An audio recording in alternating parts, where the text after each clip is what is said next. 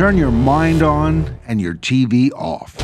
It's time to hear the real truth behind what's really going on. Join Tia Severino, an advocate for truth, freedom, and spiritual growth, as she explores the real story behind what we are made to believe on her show, The People's Truth. In the next hour, you'll be exposed to shocking revelations, to lies you have believed in all your life. Together with her guests, she will unravel the facts behind the current events, health, wellness, faith, justice, and more. As Orwell said, in a time of universal deceit, telling the truth is a revolutionary act. Join the conversation, leave a comment, or call in live 678-495-4345. Don't forget to like, share, and help spread the great message out. And now, here's Tia Severino. Hello, and welcome to The People's Truth, where we dig deep into the issues that are really affecting our world. I'm your host, Tia Severino, and in this episode, we'll be talking about the illusion of choice with my guest and friend, Ted Metz. Ted Metz is an activist for laissez-faire constitutional government. In 2012, he got involved in politics with the Ron Paul Revolution and hasn't stopped. Since 2014, he has attended City Council, County Commission, and Georgia Legislative Committee hearings to show support, testify, and lend advice to Georgia legislators regarding medical cannabis, hemp, criminal justice reform, and election integrity. Ted has had an interesting career history in electronics, telecommunications, insurance, and estate planning. He learned programming in the late 90s and launched his first website in 1998, and currently provides IT and web services for a variety of clients. He retired from the insurance industry in 2014 during his run for insurance commissioner. In 2018, he ran for governor of Georgia representing the Libertarian Party and came in third place. He will run again in 2020. So without further ado, I'm so excited and honored to introduce you to my friend, Ted Metz. How are you doing? I'm great, Tia. Thank you for having me on the show. I will make one correction that I'll be running in 2022. What, 2020? Oh, you sent the bio. Yeah, well. 2022, yes. Okay. So in 2022, are you running for, what seat are you running for? We're still working that out among the Libertarian Party.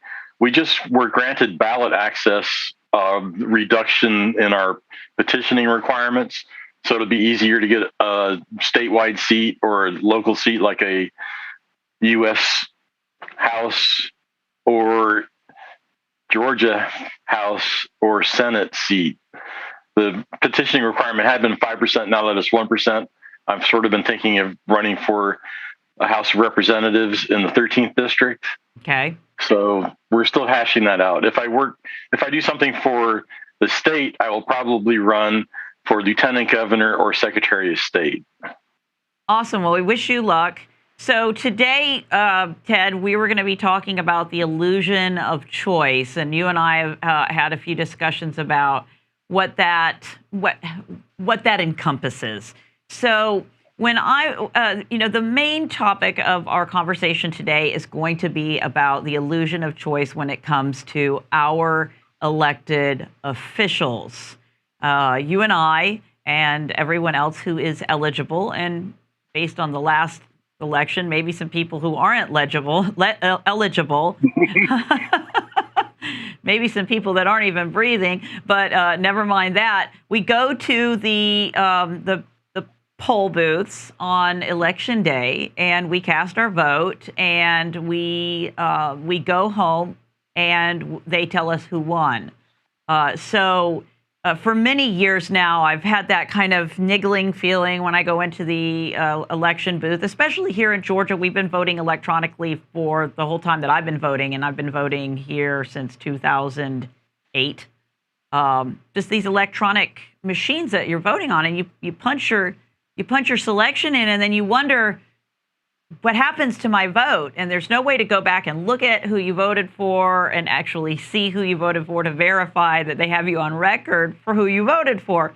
So, and then again, and I'm going to allow you to talk, but we talk about the idea that we think we have a choice, but we really only have the choice that they allow to get onto the ballot. So, what you're really starting with is there are a lot of folks who say, we have a selection. We don't actually have an election. I have heard that. Because all of the candidates generally are selected for us, especially when the two-party system is involved. We have Democrats, what happened in 2008, was it, that Barack and Hillary went head-to-head in the primary the first time? Right. And here we have, it seems like musical chairs that, whoever's behind the scenes, the people that really run the planet get together and have people come to the Bilderberg meeting, and they sit down and they discuss who they're going to allow to be, who they're going to select for this next session. I think in the 2016 election, it was a complete fluke that Trump won. Right. And you can tell that from all of the media hype about how Hillary's so far ahead in the polls and blah, blah, blah. And here Trump wins, and it threw their system off. So they had to go back and sort of re-engineer how they were rigging the system, so to speak, to ensure a Democrat win this go round. So the selection part, ever since they implemented the electronic voting machines, there's no longer physical evidence of what the voter intent was. Right. So this whole concept of electronic voting systems, I've been dealing with computers since the 1970s, like early 70s. And I know that the computer data is not secure. It's not reliable. It can be hacked. You can hack it with no trace of a hack. It can be corrupted. It can be subject to some sort of an algorithm that changes the data as the data flows from the input device into the database. Essentially, databases can be manipulated. So there has not been a chain of custody, or actually like an actual chain of physical evidence from the time we went to electronic voting machines until the present, unless we're voting on some sort of a paper document where we hand mark our choices, and then that is the record, and that's what's counted, rather than a conversion into a barcode so that a barcode is read. Right. We are no longer casting a vote at the polling place. We are actually letting them have a piece of paper that showed there was a voter that showed up with a valid legal eligibility to cast a ballot. And then the ballots are all put into a big stack, read, pushed through a machine, fed into a database. And then can I pull up a screenshot and show you something about the, let's see, where did it go?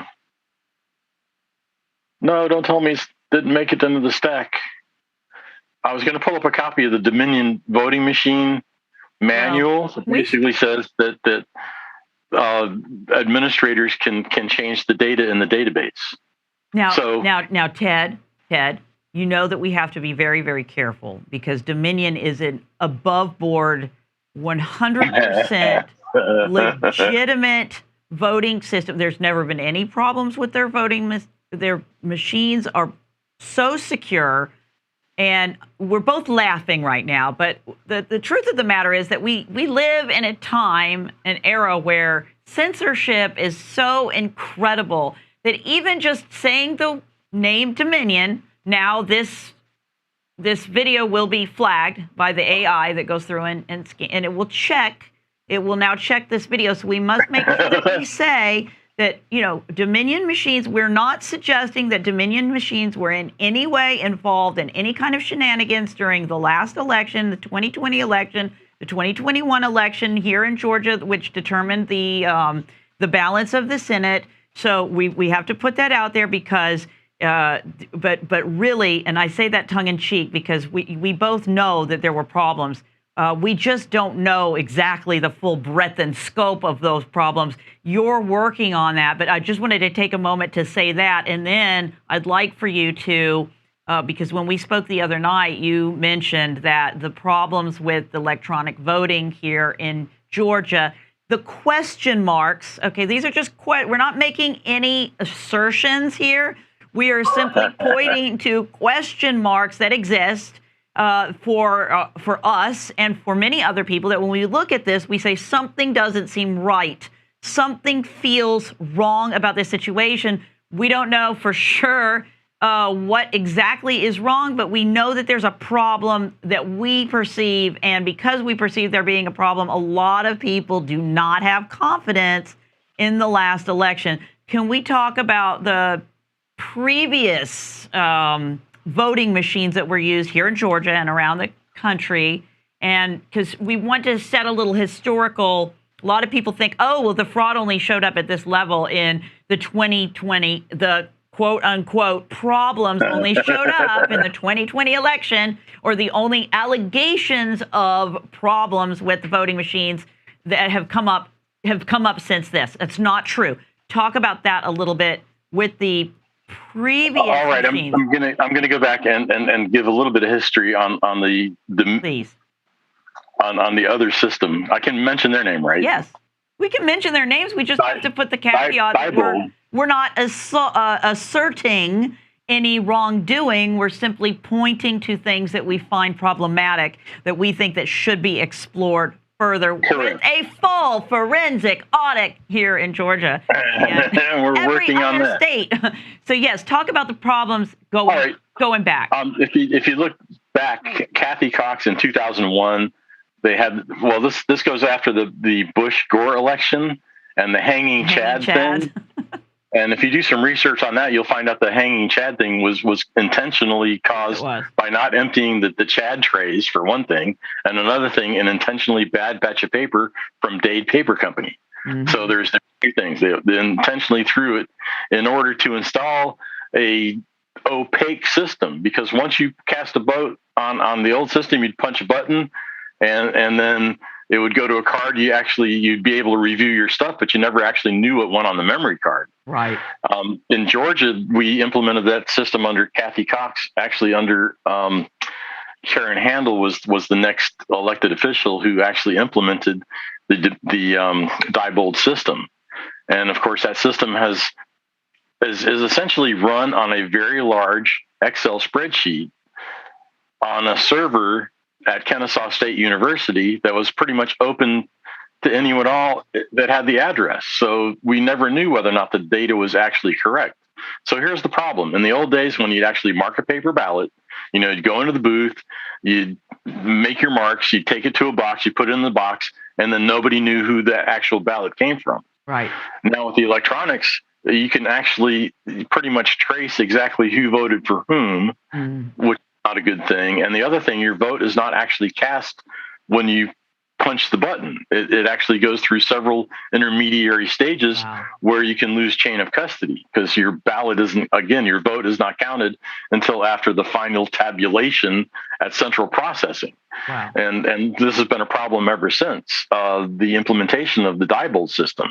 So Garland Favorito has been at the legislature preaching this, along with many other experts, to inform them that the electronic voting system is not a secure, safe, auditable system. You can't audit a bunch of, basically junk data that comes out of a machine, because you don't know what went in. Garbage in, garbage out. Wow. So amazing. I guess we're going to take a break in a second. So hold the rest. When we come back from the break, we'll dig a little bit deeper into the problems here. We'll focus in on Georgia and talk a little bit more about the historical problems with the electronic voting here in Georgia after the break.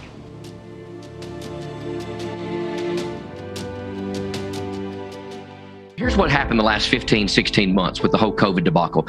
We jumped, I call it leapt. We leapt 50 years forward prophetically, because a lot of the things we've been hearing for years really couldn't have happened, because technologically it wasn't, advanced enough. Things weren't in place governmentally. Things weren't falling apart enough, and people weren't ready for it. And so when we heard all the old timers say, Jesus is coming and the book of Revelation is going to pop off the page, we always thought that would be in the next generation and somebody else's lifetime. But guess what? We're here. I mean, COVID showed us who they can control and who's going to be a problem moving forward. And although I don't think, the jab and the vaccine and the mask are the mark of the beast, I believe they're precursors to the mark of the beast because they've shown people what rights they're willing to give up just so they can feel secure and just so they can feel safe. And so now we've seen the mask, we've seen the social distancing, we've seen this Luciferian nonsense that's crept into politics and into the church. And I mean, from the Vatican all the way down, so much corruption and so much ungodliness. And so when you read the Bible, you're like, wow, God said this was going to happen.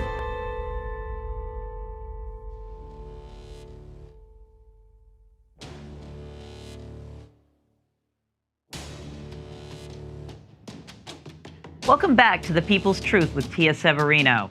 Today I'm talking about the illusion of choice with my guest, Ted Metz.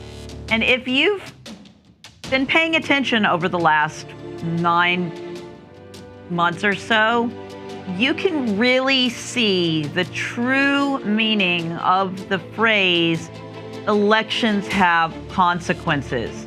For we've certainly seen a dramatic change in our lives over the last 9 or 10 months since the current resident of the White House has taken over and is running the show. Now, for those of us who are living on the edge of our seats, wondering what on earth is going to happen next with the mandates and just the crazy stuff that's going on, a lot of us, these things seem like distractions to kind of take our attention away from what we should be focused on. So a lot of people want to move on and say the election is over, it's done.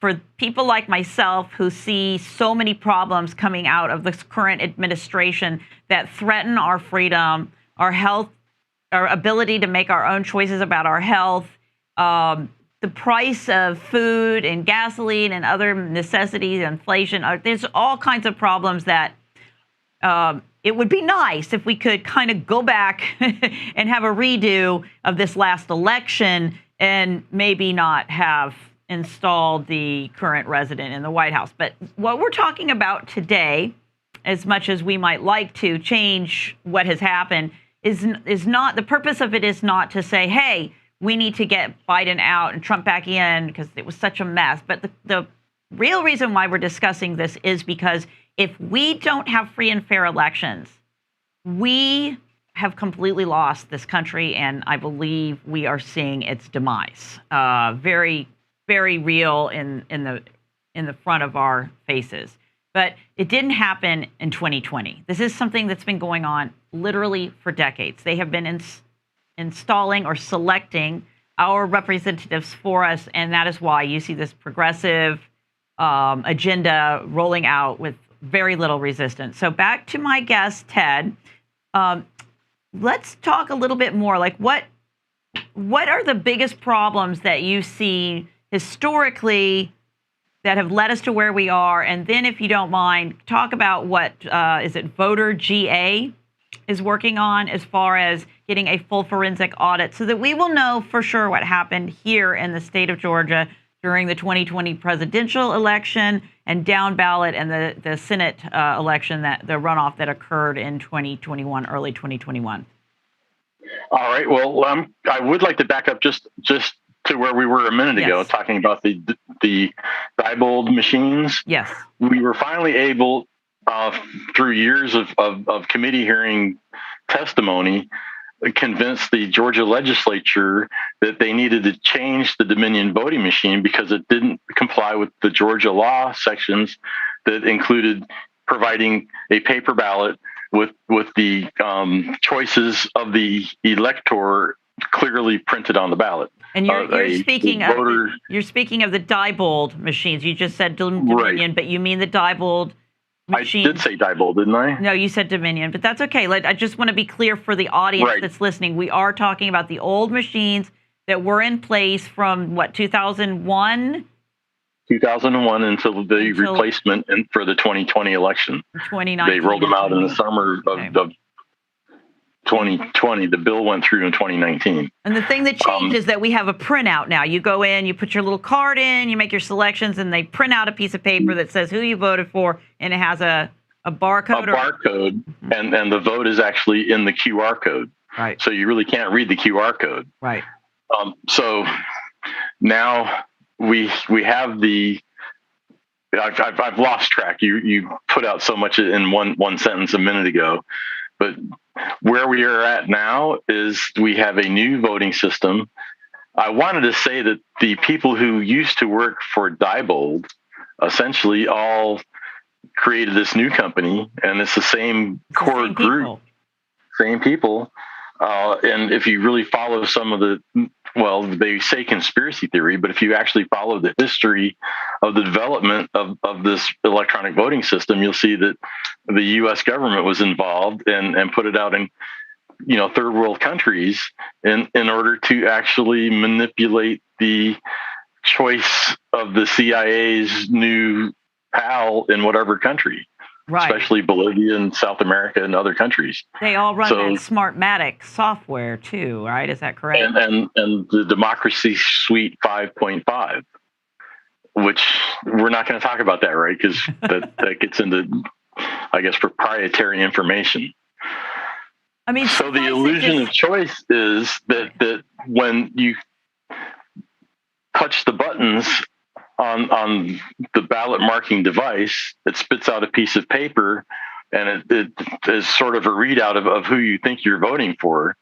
The actual vote is embedded in the QR code, which is then read by a scanner, which is then is put into a database, which is then transferred by thumb drive to a county server, and then the county server uploads it to the state server.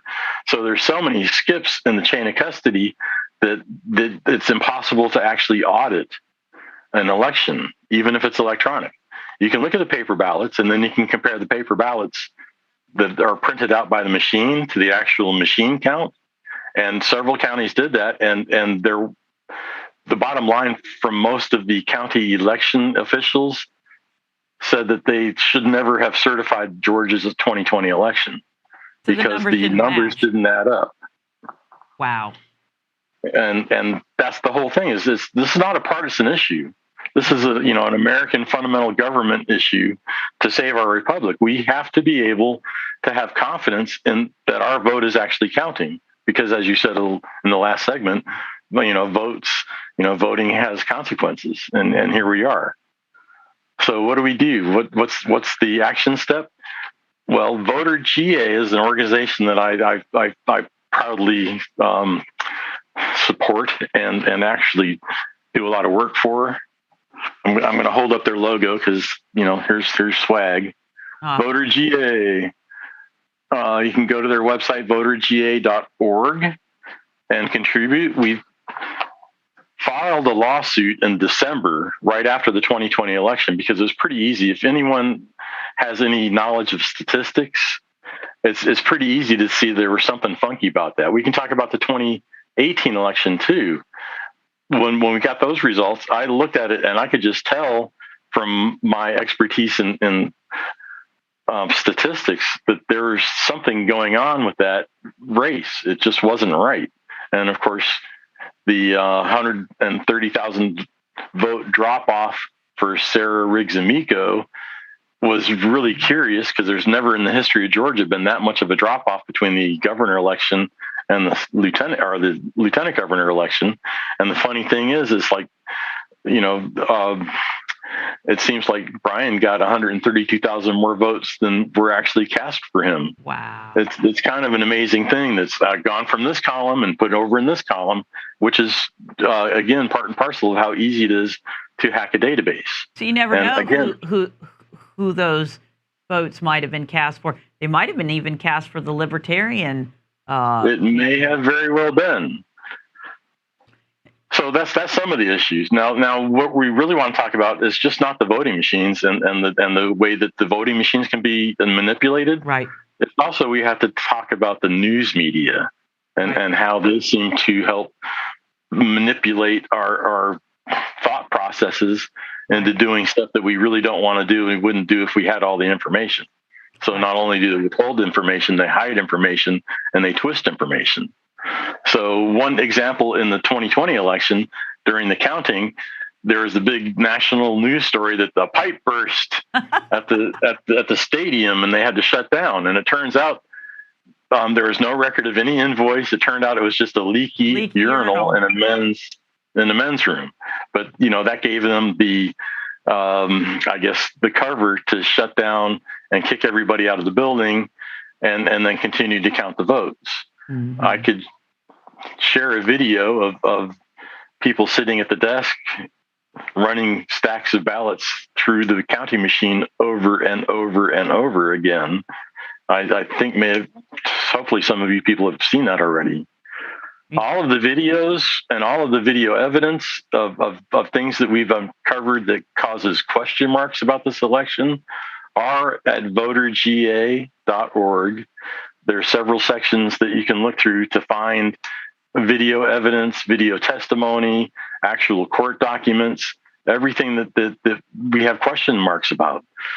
So I started out by saying in December we filed a lawsuit claiming 14th Amendment equal protection under the law against Fulton County and then all of the Fulton County Board of Electors, in that what we were filing was a open records request.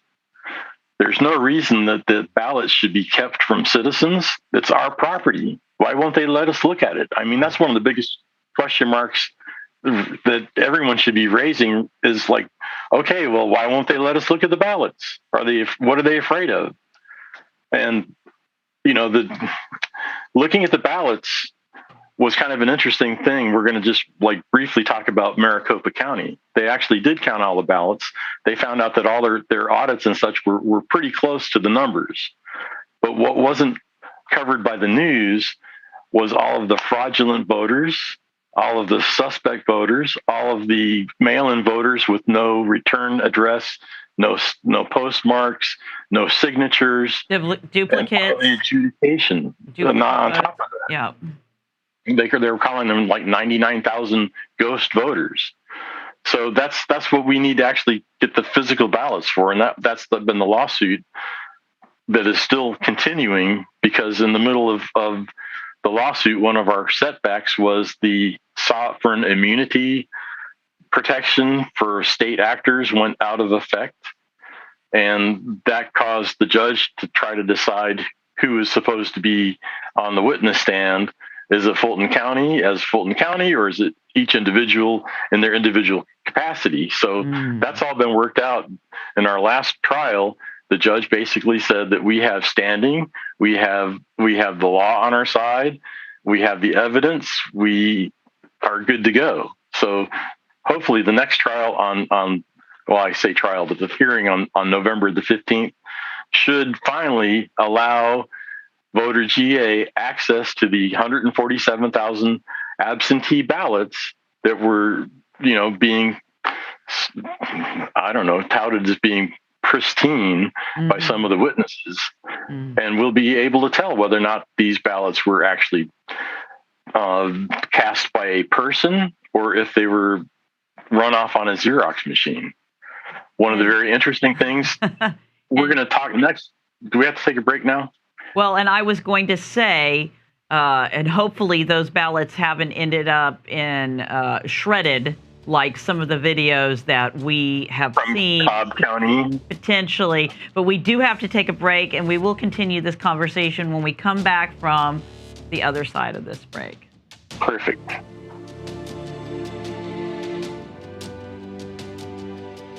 If this content resonates with you, don't forget to subscribe to our channel at uimedianetwork.org to stay updated with our uncensored shows. Also, like and follow us at UI Media Network on Facebook, Instagram, YouTube, Twitter, and almost all your favorite podcasting platforms. Most importantly, if you're being censored on social media, write to us at contact@uimedianetwork.org to get your message out. And remember, keep raising that frequency.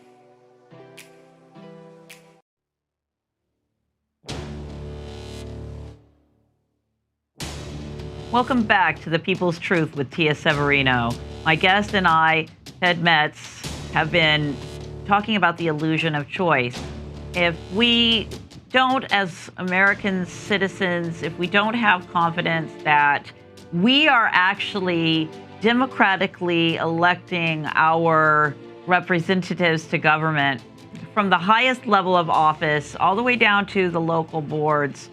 The faith in the institution will, in fact, crumble, and we will see a great erosion of trust in the people for the ones who are making the decisions that affect our lives. For example, if more than 80 million people in America believe that the person who's currently occupying the White House and many of the people who are in Congress and in the United States Senate, if we don't have the confidence that they were put there by democratic decision by the majority of people in those districts that are voting, how well then will that same 80 million people respond when the what they believe to be undemocratically selected resident of the White House says things like, we have to get all Americans, let's say, for example, vaccinated?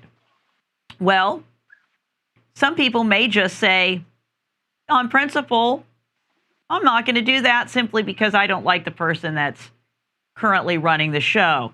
Now, I'm not suggesting that that's what's going on. I think that the facts bear out differently. I think that we have to look at the fact that only 30% of African Americans have taken the experimental gene modification that they're calling a vaccine. I think it's about 60% or more, 67% or more Hispanics are not taking this. And those demographics generally do vote Democratic. So this is not a partisan issue. This really is about choice. But if people feel like the person that's in charge, who's running the show, who's calling the shots, wasn't actually elected by the people, then you would see, as we are seeing, a lot of pushback. So what did you bring in that part of the conversation? Again, we're talking about the illusion of choice. And choice is a topic that we talk about a lot in the health and medical freedom realm. They like to talk about the choice to a woman's my body, my choice when it comes to her having the right to end a life of another human being that's growing inside her. I would argue that's not really a choice, because the person who makes that decision has to live with the consequences morally, emotionally, spiritually. So it's not really a choice. But on our side of things, we're talking about the right to choose whether or not to put something in our body that may cause harm, or even if it doesn't, maybe we just want to have that right to decide not to. But more and more people aren't really being able to make that choice with a full spectrum of information because of the censorship, because one side of the story is being censored so heavily. People are not given all the information. So are they really able to make an informed choice? Can they really give informed consent whether or not to have this medical procedure done? And this spills over into other areas. Are you really able to make a choice? What is best for you when you're not given all the information? So there's a lot of other areas that this idea can apply besides just in the political realm. But let's get back to politics, because in the truth of the matter is the people who are running the show, they get to like, for example, the current resident, he has been able to select individuals to head organizations like the FDA and the CDC. We just saw Walensky come out and say that besides the fact that FDA's VRBPAC panel and CDC's ACIP panel didn't think it was a good idea to push boosters on everybody, she's just going to overrule them. That's one of Biden's appointees. So elections have consequences beyond just the people who appear to be elected by the people. They get to select judges. They get to select all these different positions. So getting back to the politics, Ted, what do you think? Well, let's talk a little bit more about the politics of this experimental, the pandemic concoction. Politics. Yeah, is that in order, it's still only under a emergency use authorization.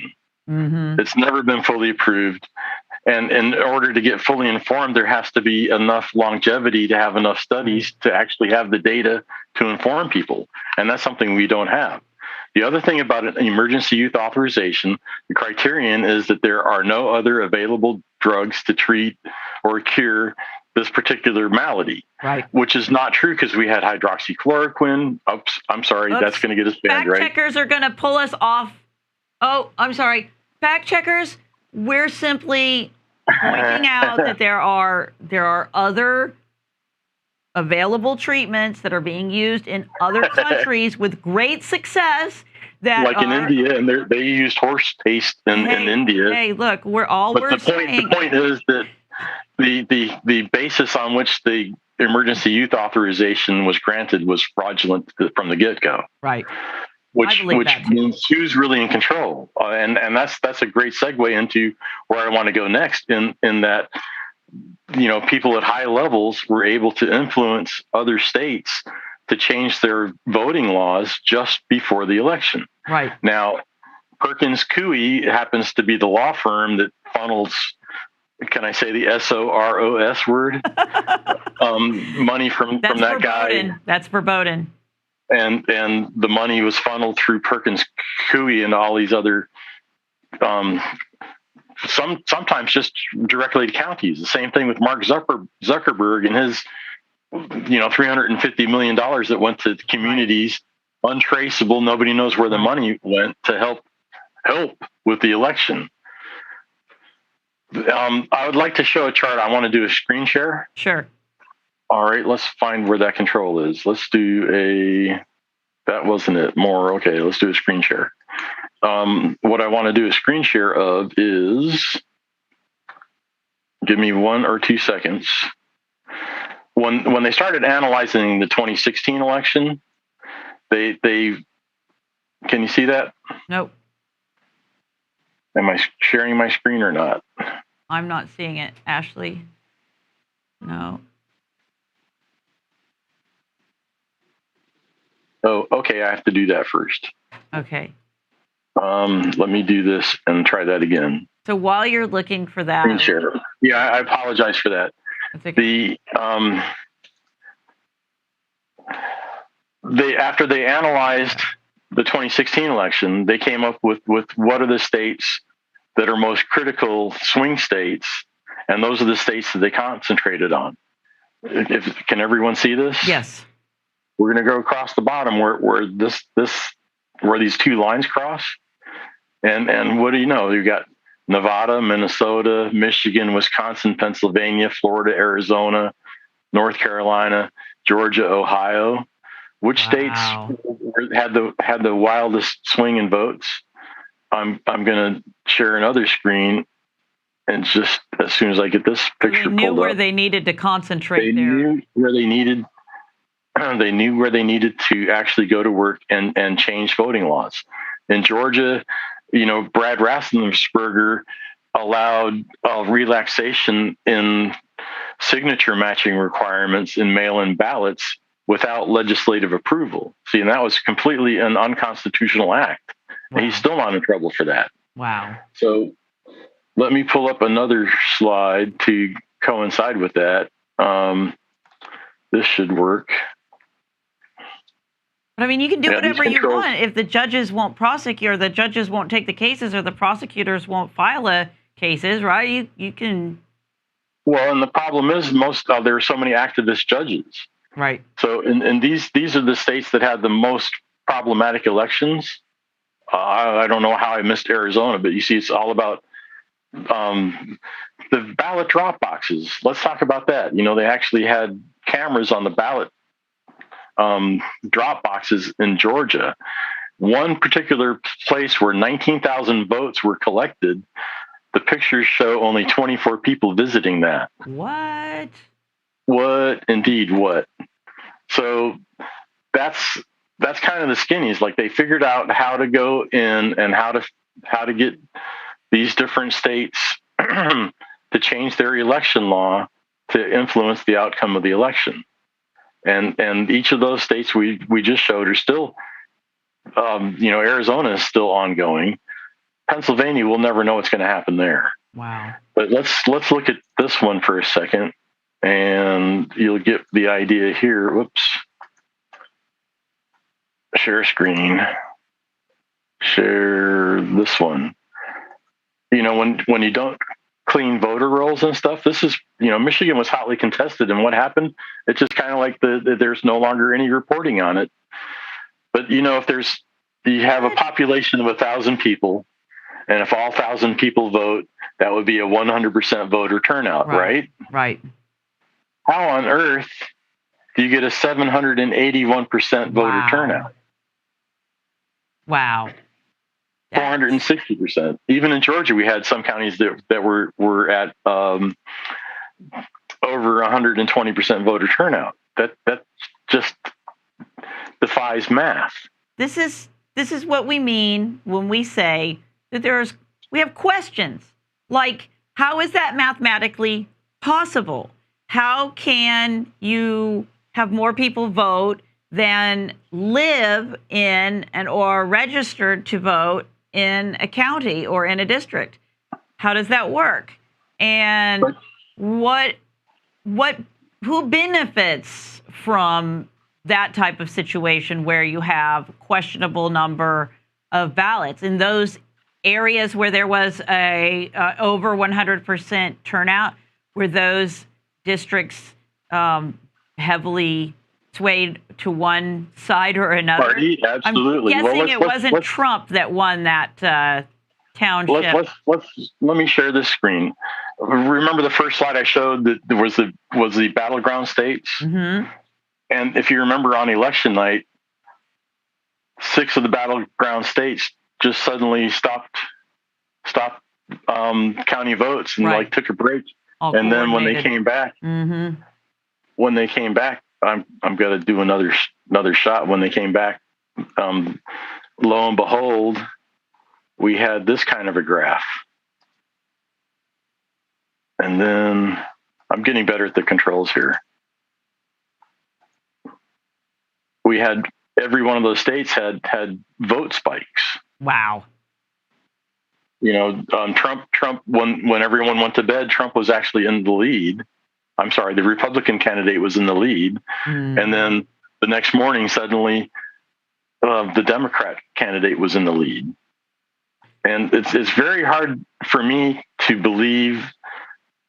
Did I stop? Yeah, I did. That a person who had, his best rally turnout may have been 600 people, maybe,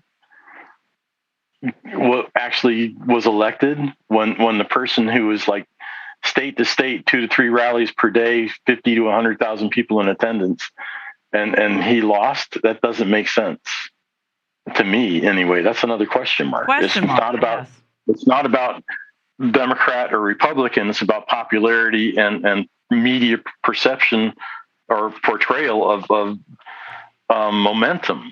And we'll go back to the 2016 polls. Hillary was winning. She was going to win hands down, and it didn't happen. So what do? They go and they get 6 or 7 states to buy into the questionable election tactics, and we see what happened. There are 3,400 and some odd counties in America, and Biden only won like 414 counties. How could that be? Well, that's a really good question. That again is another question mark. If you actually look at an election map, which I will share now, this is the election heat map. Everyone, I'm sure, has seen these before. The election heat map, of course. This is backwards. This is actually the blue. Yeah, blue is where the Democrat was elected, and red is the rest of the country that did not vote for the blue candidate. Of course, this is the best illustration of why the Electoral College is still very important, because if you see all of the areas that are blue are highly populous. Yep. San Diego, Los Angeles, Seattle, et cetera, New York, Connecticut, Pennsylvania, all those crazy states, Miami, Dade County, right. Fort Lauderdale, and Austin, Maricopa County. So anyway, this is one of the things that raises a question mark. Is there's 6 states with Republican governors all had really wonky elections where only a couple of the most populous counties voted overwhelmingly for the Democrat and everyone else in the state did not. So that's one of those question marks. Could this really be true? Absolutely. With that being said, we will take the final break. And when we get back, we're going to talk about solutions. What things can we do to try to, you may have questions like this in your own state. You might be looking to maybe get involved and try and help to push for a forensic audit in your state. We'll talk about that a little bit when we come back from the break.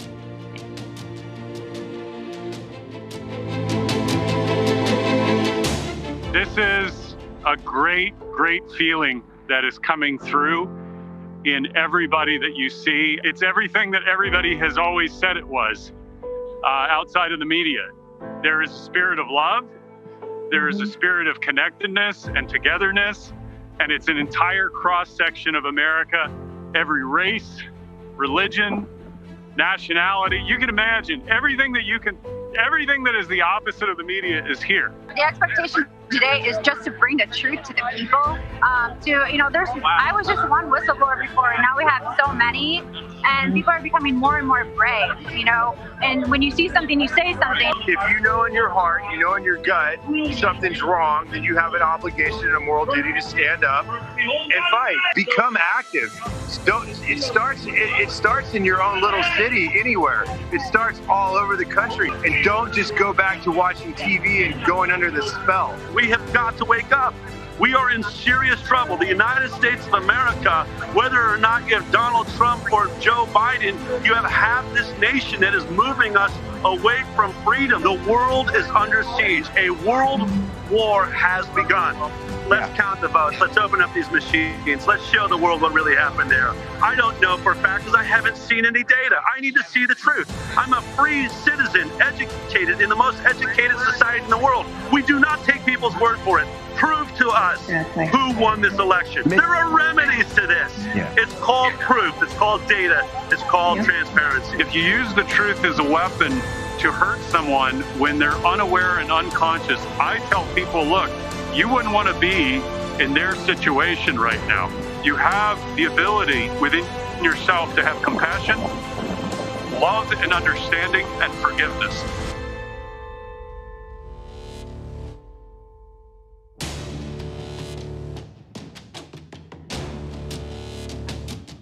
Thanks for sticking around to watch this episode of The People's Truth with Tia Severino. If you're enjoying this program, you'll want to head over to uimedianetwork.org for other uplifting, thought-provoking, and insightful content. With the big tech overlords censoring us at every move, we need your help getting these programs out to the public. So be sure to like and share and keep getting the word out about the programs that we have here at uimedianetwork.org.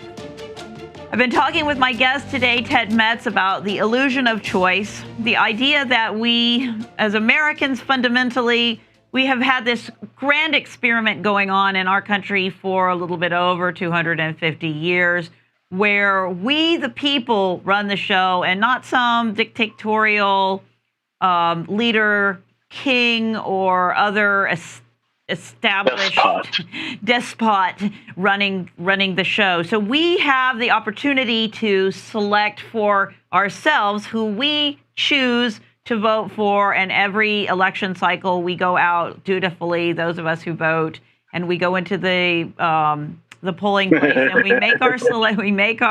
we stamp our choices, whether it be on a paper ballot, whether it be in a machine, but we are making our choice, and then we go home and we turn on the news and they tell us who won. And a lot of times you're left with a feeling like, wow, I wonder if that many people really did vote for that person. Now, in 2016, it wasn't that much of a surprise. For me, it wasn't that much of a surprise. I wasn't overly surprised when Obama won because he was very popular. But with Trump, you could tell from the enthusiasm of the people who loved and supported him, there was no question, wow, he was much more popular than the news media let on, like anybody wanted to let on, way, way more popular. And then in 2020, I think that it was without doubt the contrast. Now, Democrats would say that was because of COVID. So all liberals, Democrats in this country were so terrified of COVID that they wouldn't go out to a rally to support their guy. And we have thousands and thousands. And I've been to a rally. I went to one in Rome. And I mean, it was just the throngs and throngs of people, the energy. And these people are lovable, loving, patriotic, not racist, not like the media wants to portray them. Not, I mean, I saw people of all color, all race at Trump rallies. Unbelievable, a massive amount of support. So we're just talking about popularity and people, the motivation for people to get out and vote. I mean, Trump had it hands down. So now we're faced with this situation where we've got this guy who is up there, just the worst policies ever, undid pretty much anything positive that the former president had done. He undid within the first couple of weeks. And now we're seeing all these policies play out. This debacle in Afghanistan. A lot of us are going, wait a minute. We really do need to go back and look at what happened in 2020 to make sure, if this guy really didn't get in legitimately, and I don't know what the remedy is. I don't know what the remedy is for that. I'm not suggesting with my limited vantage point that we should overturn it. But I mean, if it does turn out that we have the proof and evidence that he was illegitimately gained the office of president, well, there we go. We've got a big question mark. What the heck are we going to do? So, Ted, can we talk about solutions? Because I really like to wrap up the show with solutions. When you bring people these kind of problems, they're just like, oh, my God, what now, Tia? What am I going to do? Tia, help me. Well, I actually want to backpedal. I want to circle back. And share this. No, you can't circle back. Yeah, I'm circling back because this is one of the things you just brought up is that the mainstream news media lies through their teeth, right? Yep. So here's a headline from USA Today. We talked about the pipe burst. It was never a pipe burst. It was a leaky urinal. So what do you do about that? And they're saying there was no vote count or no vote spike, right? Let me show you this. And do a screen share. I'm sorry, this is faster. Okay. Golly gee, no vote spike. That blue line over there. That's this one right here. That's what my friends in statistics would call an anomaly, right? Not only that, and that's more than like a 4 sigma shift. It's statistically impossible. So again, from USA Today saying that there was no such thing as a vote spike after the pipe burst. Wow. There was no pipe burst, and there certainly was a vote spike. So what are the solutions, you say? There are a lot of things you can do. One thing that you can do, obviously, is go and join voterga.org and support our legal effort. And I'm going to pull up this document and I'm going to see if I can screen share it. And it's actually got bullet points of what you can do to help out. So let's do the screen share right here. Screen share. This one, go for it. Okay, so once again, you can visit VoterGA and become familiar with the lawsuits. The thing is, if you become familiar with the lawsuits, then you'll actually know what the factual basis of evidence is for why we're fighting these electronic voting machines to begin with.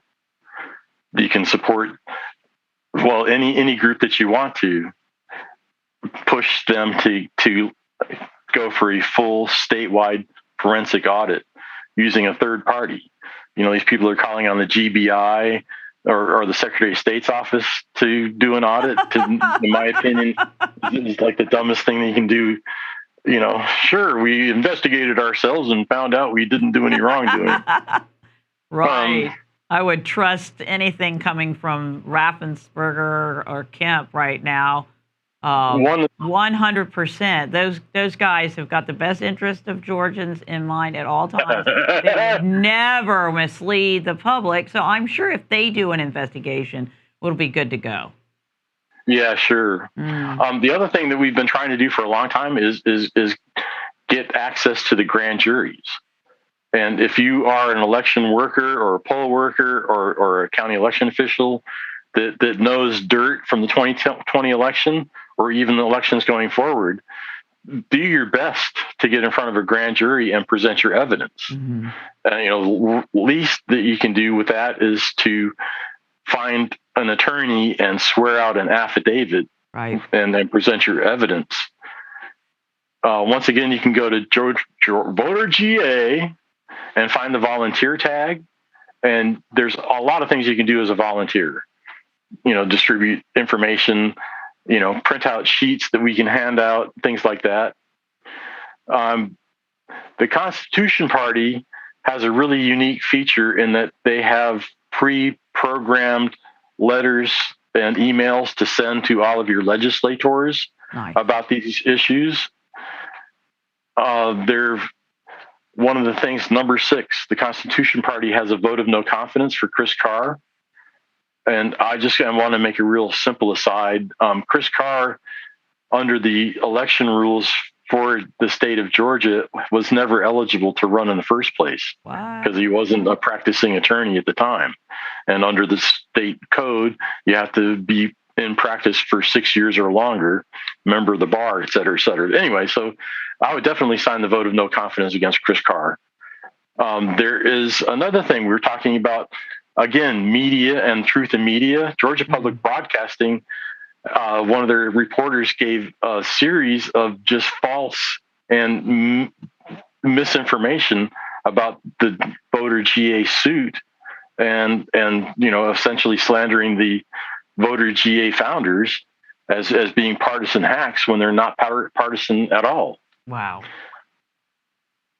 Again, Voter GA can use your money to help with our financing the lawyers, and we're probably going to have to go through an appeal after we win this current suit. So buy a T-shirt. They look great, in my opinion, and these are lovely. Aren't those lovely? Well, you can't see that because I've got the screen share going.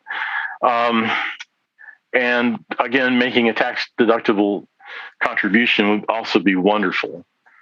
So that's some of the things that you can do. What I'd like to do now also is pull up the Constitution parties. We've just organized couple of my wonderful friends have organized a website that I guess, can we share that after the show?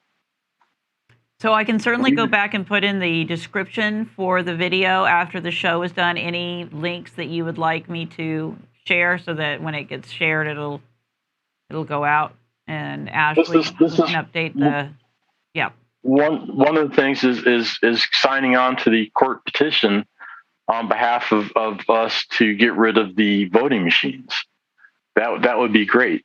This is a screenshot of the Constitution Party where you can take action. This is where you can go and find all those letters I was talking about. Right. And of course, Voter GA has all sorts of things on their website where you can go and look at the entire history of not only the voting systems in Georgia. You can look at our press releases. You can go and watch our events and our videos and get connected with them. One of the other most important things that you can do right now is contact your elected representative. One of the things that I wanted to make sure that everyone knew was that in the case of Curling versus Raffensperger, that was a case against the electronic voting machines, not necessarily the ones that we have now. But essentially it says the judge ruled, if the judges rule, her opinion was that the current electronic voting machines don't pass muster under Georgia law and that they do not give a permanent record of voter intent on a sheet of paper that the voter can read. And that's pretty much it. So that's something that you can do, is definitely support the legislature in making sure that they understand the judge, a federal judge here in Georgia, actually ruled that the the electronic voting systems are unconstitutional. So how's that? Is that the reason why with the new voting machines, they give you that printout and you think you're looking at it and you're reading it? Like, because I remember when I voted, I got the sheet, I looked at it, I checked it. It said on there who I voted for, and then there was the QR code or barcode. So I don't know if what was printed that my selection was, if it matched to the information that was in that QR code. And I even said something to the lady, the poll worker. I said, now, how do I know that what's on this card is the same as what's on this piece of paper? And how do I know for sure that when it goes in that machine that it is going to count my vote the way that I selected it? And she just assured me that the paper would follow my vote and that paper would always be there for them to go back and check. But if there's millions and millions and millions and millions of those paper slips, are they really going through and hand counting them? No, they're running them through the machine. And exactly, as you said, and the thing is, they're not even running it through the machine. They're just going back and pulling up whatever they had in the database and say, okay, this is what the database says. There's your audit. It is. They're not actually looking at the paper ballots. So it is what we said it was, because we said it was what we said it was, and therefore, when we go back and we look and it says what we said it was, then we say that's what it said. Right, and you can't see it. And if you actually get access to it, like in Maricopa County, we're going to erase the data the day before we turn it over to you. Right. What a mess. And that is the biggest admission of guilt ever. Is like, let's destroy all the evidence. But you can find the Curling versus Raffensperger case and judge's orders at the voterga.org website, and it's very interesting because it does specifically talk about ballot marking devices. So our current system is not constitutional and does not conform with Georgia law, according to a federal judge, and they must cease and desist their usage. But this came out in September of 2019, just before the election. Therefore, there was no time to implement any different systems. So we just have to make sure we demand hand-marked paper ballots that can be recounted and saved for posterity. Right. And with that being said, unfortunately, we have come to the end of the hour. We could probably keep talking about this for many days hours. And days. Bottom line is, you guys, no matter where you are, whether you're here in Georgia or you're around the country, demand a full forensic audit in your state, and keep asking these questions. And that's all we're doing today. We're not making any assertions. We're not making any declarations. We're certainly not casting any blame or aspersions towards any institutions or individuals. However, we have questions, and we need to keep asking those questions, and asking questions should never be considered thought crime like it is here in this world that we're living in today. Thank you so much, Ted, for coming on the show. You guys, Ted Metz, Libertarian gubernatorial candidate for Georgia in 2018. What would Georgia have been like if we had Ted Metz as governor? Well, he's going to try and run for another seat sometime in 2022, so keep your eye out for him in the future. And we love you, Ted. We'll see you guys back here on The People's Truth in 2 weeks. We'll have another amazing guest, and we'll have more truth to share with you then. Take care. Whoa. My mind has officially been blown wide open. As yours? Keep sharing the show and join us in our mission to educate the world with uncensored truth. As they say, together we are stronger, our voices louder, and the synergy of our actions more powerful. If you have any comments or questions for Tia and her guests, send us an email at contact@uimedianetwork.org. Until then, stay safe, stay tuned. The UI Media Network and its associates take no responsibility for the opinions and statements made by the talk show hosts or their guests.